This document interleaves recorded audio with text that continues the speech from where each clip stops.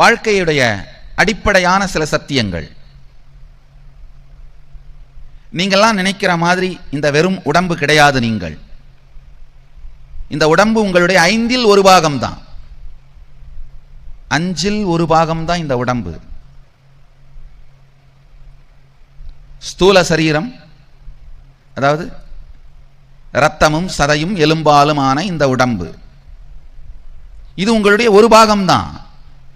இதனுடைய சுகம் துக்கம், இதனுடைய நன்மை கேடு, இது உங்கள் வாழ்க்கையோட 1 பாகம்தான்.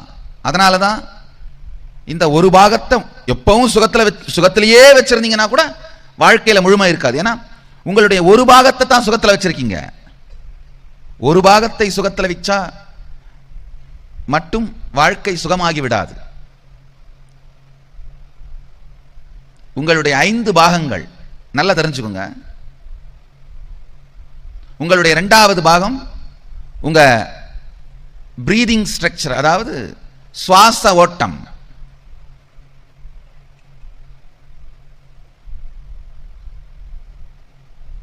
எப்படி சுவாசம் உள்ள போகுது, வெளியில வருது, எப்படி அந்த பிராணன் உங்களுக்குள்ள உயிரா இருக்கு, இது உங்களுடைய 2வது பாகம். பிராண சரீரம்னு சொல்லுவோம். இந்த உடம்பு மாதிரியே அது உங்களுடைய 1 பாகம். 3வது பாகம் உங்களுடைய எண்ண ஓட்டம், மனம். காரணம் இல்லாம 24 மணி நேரம் ஓடிட்டே இருக்கும் பாருங்க. ஏன் ஓடுது, எதுக்கு ஓடுது, என்ன ஓடுது, என்ன பண்றீங்க, எதுவும் தெரியாது. கிராமத்தில் வயக்காட்டில் கைத்துக்கட்டில் படுத்திருக்கும் போது நகரத்தில் பெரிய அப்பார்ட்மெண்ட் இருந்தால் சுகமாக இருக்குமேன்னு சிந்திக்கும். உழைச்சி எல்லாம் பண்ணி நகரத்தில் பெரிய அப்பார்ட்மெண்ட்டை வாங்கி அந்த பால்கனியில் உட்காந்துருக்கும் போது கிராமத்து கைத்துக்கட்டிலும் காற்று ரொம்ப நல்லா இருக்கும் இல்லைன்னு தோணும். ஏன் தோணும், எதுக்கு தோணும், எதை எப்ப சிந்திக்கும், எதுவுமே தெரியாத உள்ள ஓடிக்கிட்டே இருக்கிற மனம், மன சரீரம். அது 3வது. உணர்ச்சிகள், மனதுக்கும் ஆழமான உணர்ச்சிகள். உணர்ச்சிகள் 4வது. அத விஞ்ஞானமய கோஷம்னு சொல்வோம். விஞ்ஞானமய சரீரம். 5வது வாழ்க்கையில் நீங்க எப்பவாவது மட்டும் அனுபவிக்கிற ஆனந்தம். நீங்கள் கலப்படம் இல்லாத தூய்மையாக நீங்களாகவே இருக்கின்ற இடம். நல்லா புரிஞ்சுக்கோங்க. இந்த 5 சரீரங்கள் கோஷம்னு சொல்லுவோம். கோஷம் சரீரம் அப்படின்னா ஒண்ணுதான். இந்த உடம்பு எலும்பாலும் இரத்தத்தாலும் சதையாலும் மஜ்ஜையாலும் ஆன இந்த உடம்பு, அது அன்னமய கோஷம், ஸ்தூல சரீரம். உங்களுக்குள்ள ஓடுற சுவாச ஓட்டம்,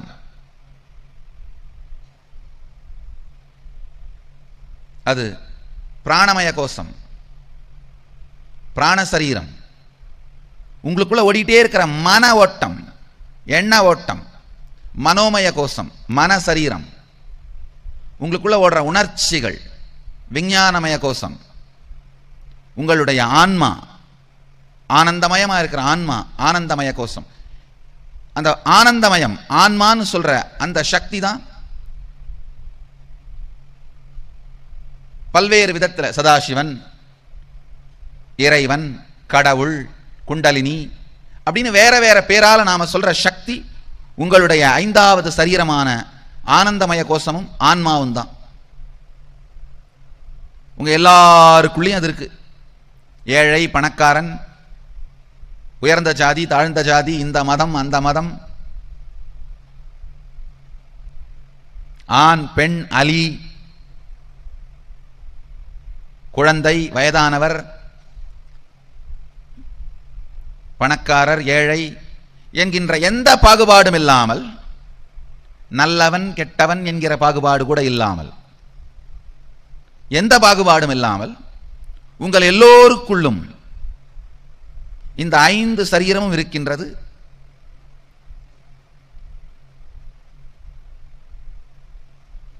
யாரெல்லாம் அந்த சக்தியை, 5வது சரீரமாக இருக்கிற குண்டலினி சக்தி, ஆனந்தமய கோஷத்தை விழிப்படைய செய்து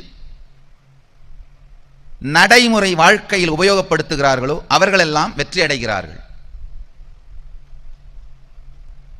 ஆழ்ந்து தெரிஞ்சுக்குங்க. சூக்ஷ்மம் இதுதான், வேற ஒண்ணுமே இல்லை.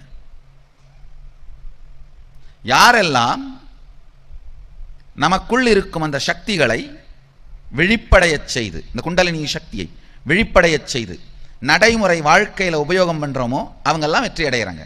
வேற ஒண்ணும் இல்லைங்க. உங்க எல்லாருக்குமே பேங்க்ல 100 கோடி ரூபாய் இருக்கு. ஆனா அதை எப்படி எடுக்கிறது, வாழ்க்கையில எப்படி அதை உபயோகம் பண்றதுன்னு தெரியாததுனால காலையில டிஃபனுக்கு 10 ரூபாய்க்கு ரோட்ல பிச்சை எடுத்துட்டு இருக்கிறோம். அதுதான் உண்மை. உங்க எல்லாருக்குள்ளேயும் மிகப்பெரிய அளப்பதற்கு அரிய சதாசிவனே வடிவமாக இருக்கின்ற குண்டலினி சக்தி இருக்கு. நான் சதாசிவனா அனுபவிச்சதுனால சதாசிவன் சொல்றேன். நீங்க என்ன பேர் வேணா வச்சுக்கலாம். முருகன், ராமன், கிருஷ்ணன், விஷ்ணு. அளப்பரிய இந்த சக்தி நம்ம எல்லாருக்குள்ளேயும் இருக்கு. எப்படி 100 கோடி ரூபாய் பேங்க்ல இருந்தாலும் அதை எடுத்து உபயோகப்படுத்த தெரியாததுனால 10 ரூபாய்க்கும் 20 ரூபாய்க்கும் பிச்சை எடுத்துட்டு இருக்கார ஒருத்தர், அதே மாதிரி தான் நாமளும் நம்மளுக்குள்ள இருக்கிற அளப்பரிய சக்தியை எடுத்து உபயோகப்படுத்தாமல் சில சிறு சிறு செயல்களுக்கு கூட, ஒரு சாதாரண தலைவலி வயிற்று வலிக்கு கூட யாராவது தீர்வு கொடுக்க மாட்டாங்களான்னு டாக்டரா ஏறி இறங்கிட்டு இருக்கிறோம்.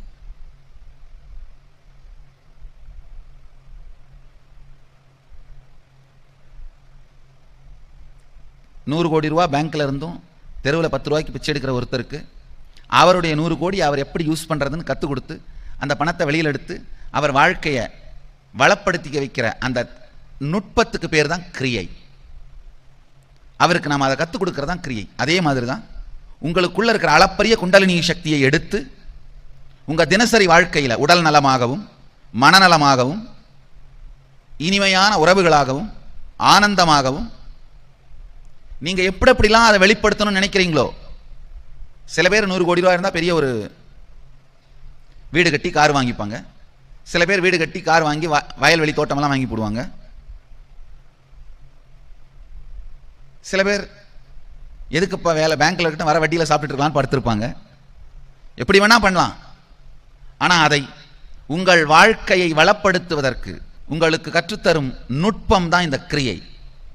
உங்களுக்குள்ள பொங்குற சக்தியை, எப்போதும் இருக்கின்ற குண்டலினி சக்தியை வெளிப்படையச் செய்து நீங்க அதை உங்கள் வாழ்க்கையில் உடல் நலமாகவும் மனநலமாகவும் பொருளாதார வளமாகவும் இனிமையான உறவுகளாகவும் ஆனந்தமாகவும் உபயோகப்படுத்திக் கொள்வதற்கு, அதை வாழ்வதற்கு உங்களுக்கு கற்றுத்தரும் நுட்பம் தான் இந்த கிரியை. அதுதான் நித்திய கிரியா யோகம். இந்த 5 சரீரத்தையும் தன்னுடைய கட்டுப்பாட்டில் வைத்திருப்பவர்கள் தான் 5ஐயும் ஆள்பவர்கள். பாஞ்சாலின்னு மகாபாரதத்தில் ஒரு வார்த்தை உண்டு. திரௌபதிக்கு பாஞ்சாலின்னு பேரு. இந்த 5 சரீரம் தான் 5 பாண்டவர்கள்ங்கயா. ஸ்தூல சரீரம் பீமன், பிராண சரீரம் அர்ஜுனன், மனசரீரமும் விஞ்ஞானமய கோஷமும் அதுவும் தான் நகுல சகாதேவன், ஆனந்தமய கோஷம் தான் யுதிஷ்டிரன். 5ஐயும் ஆள்பவள் பாஞ்சாலி.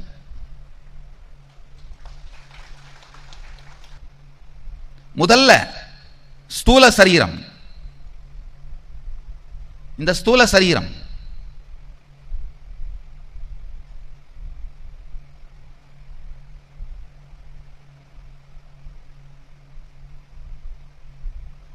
பிசிக்கல் பாடின்னு இங்கிலீஷில் சொல்லுவோம், அன்னமய கோஷம். இந்த சரீரத்தில் உங்கள் குண்டலினி சக்தி முழுமையாக இயங்காமல் தடைபடுவதற்கான காரணம் உங்களுடைய பயம் சார்ந்த மன அமைப்புகள். வாழ்க்கையில் எதை தொடங்கணும்னாலும் பயம். புதுசாக ஒரு பிசினஸ் பார்ட்னர் வராரு, ஆனால் வெளியூர் பிசினஸ், வெளியூரில் போய் ஆரம்பிக்கலாமா வேணாமா, பயம்.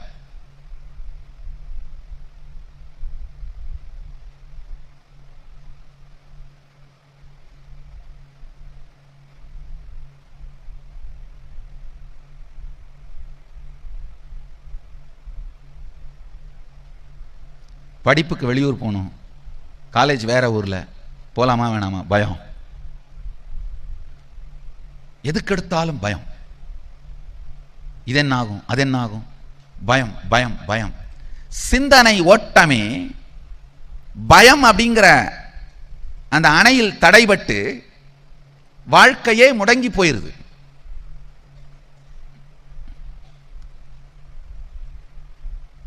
அப்ப என்ன நினைக்கிறோம்னா, பாதுகாப்பான விஷயங்கள்ல மட்டும் தலையிடலாம்னு நினைக்கிறோம், பாதுகாப்பான விஷயங்களை மட்டும் செய்யலாம் நினைக்கிறோம். உலகத்திலேயே ரொம்ப பாதுகாப்பான இடம் எது? சுடுகாடு தான். அதுக்கு மேல ஒண்ணும் பண்ண முடியாது. ரொம்ப பாதுகாப்பா இருக்கணும்னு நினைச்சீங்கன்னா எதுதான் பெஸ்ட் இடம்? சுடுகாடு தான். நம்ம வாழ்க்கையே அப்படிதான் அமைச்சுக்கிறோம். பாதுகாப்பு என்கின்ற பெயராலே வாழ்க்கையே அழித்து விடுகின்றோம். இந்த பயம் சார்ந்த மன அமைப்பு நல்லா தெரிஞ்சுங்க. எந்த வெற்றியும் ஏதோ ஒரு கடவுளை வணங்குவதால் வந்து விடுவதல்ல,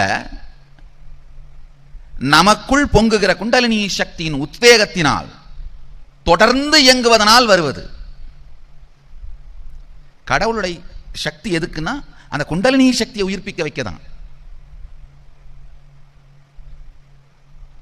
கட்டாயமா ஒரு அவசர தேவைனா பொதிசோறு சுமக்கவும் பெருமான் தயங்க மாட்டாரு. வெறுங்காலோட வந்து காதலுக்கு தூது போயிருக்கார் சுந்தரருக்காக. அவசர காலத்தில் அது செய்வார் உண்மை. ஆனா எல்லா நேரத்திலையும் அவர் நமக்கு வந்து கத்திரிக்காய் வாங்கி கொடுக்கணும்னு நினைக்கிறீங்களா? கடைக்கு போய் அது சாத்தியமும் அல்ல, சரியும் அல்ல. நமக்குள்ள இருக்கிற குண்டலினி சக்தியை வெளிப்படைய வைக்கத்தான் அவர். அந்த பொங்கர சக்தியினால தொடர்ந்து இயங்கி வெற்றியை வாழ்க்கையாக மாற்ற வேண்டியது நம்முடைய பொறுப்பு. அவர் செய்வது நமக்குள் இருக்கும் சக்தியை உயிர்ப்பிக்க வைப்பது மட்டும்தான். அதுக்கு மட்டும்தான் அவர்கிட்ட போகணும். அதுதான் முறையாக சரியாக அவரை உபயோகப்படுத்துகிறது. தொடர்ந்து நமக்குள்ள இருக்கிற அந்த பயம், மரண பயம் மட்டுமில்ல, அது கூட சில நேரத்தில் மறந்துடுவீங்க. ஆனா இதாயிடுமோ அதாயிடுமோ. எத்தனை பேர் டூ வீலர்லயோ கார்லயோ உட்காரும் போதே ஃபர்ஸ்ட் தாட் என்ன வரும்? ஆக்சிடென்ட் தான் தாட் வரும். எத்தனை பேருக்கு கை தூக்குங்க. எத்தனை தான் ஆக்சிடென்ட் ஆயிருச்சு? ஆகாதனால தான் நீங்க உட்கார்ந்துருக்கீங்க. நம்ம வாழ்க்கையே இந்த சிறிய குறுகிய வட்டத்துக்கான காரணம் இதுலயே இருக்கிற காரணமே வேற ஒண்ணும் இல்லைங்க. பயம் சார்ந்தே சிந்தித்தல். பயம் சார்ந்தே சிந்திக்கும் போது என்ன ஆகும்னா, எந்த பெரிய விஷயத்தையும் உங்களை நீங்களே கன்வின்ஸ் பண்ற மாதிரி கூட நம்ப முடியாது. நடுத்தர வர்க்கம்னா யாருன்னா, கம்மியா பணம் சம்பாரிச்சு அவங்க வாழ்க்கையை நடத்துறவங்க கிடையாது.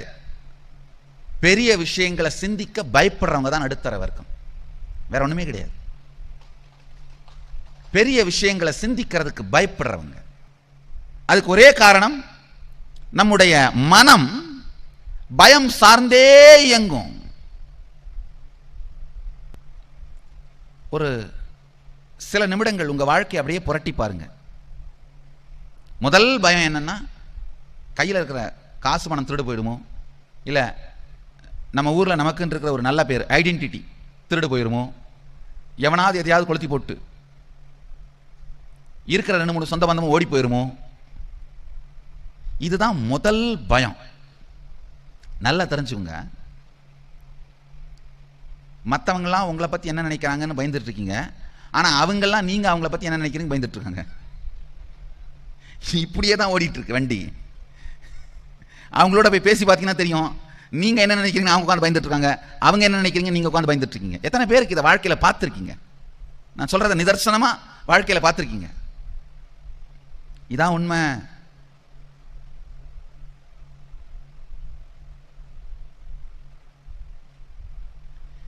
இந்த பயம் சார்ந்த மன அமைப்பை உடைச்சிங்கனாலே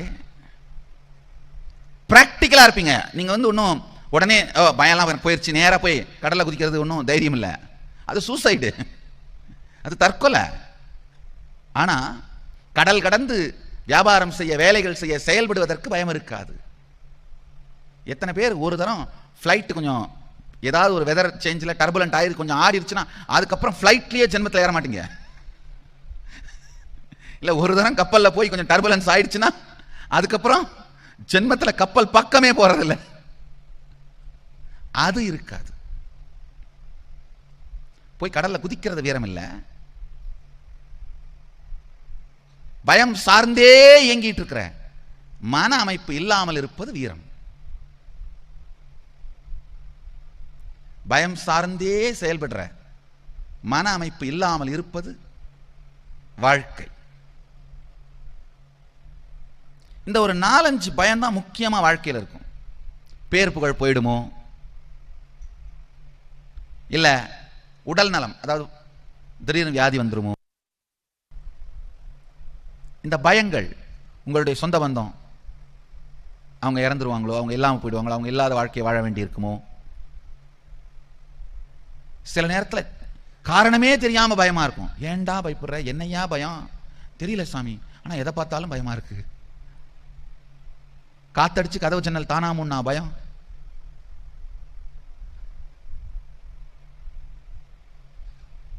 ஸ்கிரீன் அசஞ்சா பயம், காரணம் இல்லாத பயம். பயமே சிந்தனை உணர்வாக இருந்தா யாரு வேணா உங்களை ஏமாத்திட்டு போயிட்டே இருக்க முடியும். யாரு வேணா உங்க வாழ்க்கையை தூக்கிட்டு போயிட்டே இருக்க முடியும். உங்களுக்குள்ள பொங்குற சக்தியை, எப்போதும் இருக்கின்ற குண்டலினி சக்தியை வெளிப்படைய செய்து நீங்க அதை உங்கள் வாழ்க்கையில் உடல் நலமாகவும் மனநலமாகவும் பொருளாதார வளமாகவும் இனிமையான உறவுகளாகவும் ஆனந்தமாகவும் உபயோகப்படுத்திக் கொள்வதற்கு, அதை வாழ்வதற்கு உங்களுக்கு கற்றுத்தரும் நுட்பம் தான் இந்த கிரியை.